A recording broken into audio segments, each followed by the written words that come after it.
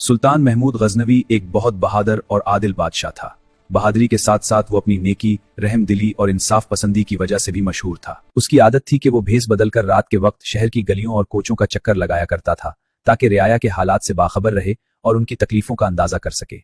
एक रात वो इसी तरह शहर का गश्त करते हुए एक सुनसान और वीरान मकाम पर जा पहुंचा। वहां उसने देखा कि 4 आदमी आहिस्ता आहिस्ता आपस में बातें कर रहे हैं। सुल्तान उनके करीब गया और बोला, भाइयों, यहाँ क्या कर रहे हो? उन्होंने बेधड़क जवाब दिया, मियाँ, हम चोर हैं और चोरी के मुतालिक सलाह मशवरा कर रहे हैं। फिर तो तुम मेरे साथी हुए। अगर मुनासिब समझो तो मुझे भी अपने साथ शामिल कर लो। वो कहने लगे, हम किसी को अपने साथ इस वक्त तक शामिल नहीं करते जब तक इसमें कोई खास खूबी ना हो। पहले अपनी खूबी बयान करो, फिर फैसला करेंगे। सुल्तान ने कहा, खूबी तो मुझ में भी है, लेकिन अगर तुम बुरा ना मानो तो पहले तुम अपनी अपनी खूबियां बयान करो, फिर मैं अपनी खूबी बताऊंगा। एक चोर बोला, मेरी खूबी यह है कि मैं सूंघ कर खजाने की जगह मालूम कर लेता हूं, चाहे वो पहाड़ के गार में हो या जमीन के अंदर। दूसरा बोला, मैं जानवरों की बोली समझता हूं। तीसरा बोला, मैं मजबूत से मजबूत ताला बगैर चाबी के खोल सकता हूं। चौथा बोला, मैं जिस शख्स को एक बार देख लूं, चाहे अंधेरे में ही क्यों ना हो, दोबारा देखने पर फौरन पहचान लेता हूं। यह सुनकर सुल्तान ने कहा, मेरी खूबी यह है कि अगर कोई मुजरिम फांसी के तख्ते पर भी खड़ा हो और मैं जरा सा सर हिला दूं तो वो फौरन रहा हो सकता है। चारों चोर हैरान भी हुए और खुश भी। कहने लगे, तुम तो हम सबसे बढ़कर निकले, अब हमें किसी बात का डर नहीं। चुनाचे उन्होंने फैसला किया कि आज रात शाही महल में चोरी की जाएगी।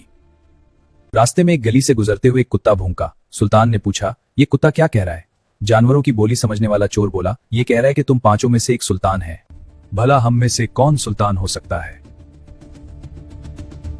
चोर बोला, मालूम नहीं, कुत्ते ने बस इतना ही कहा था।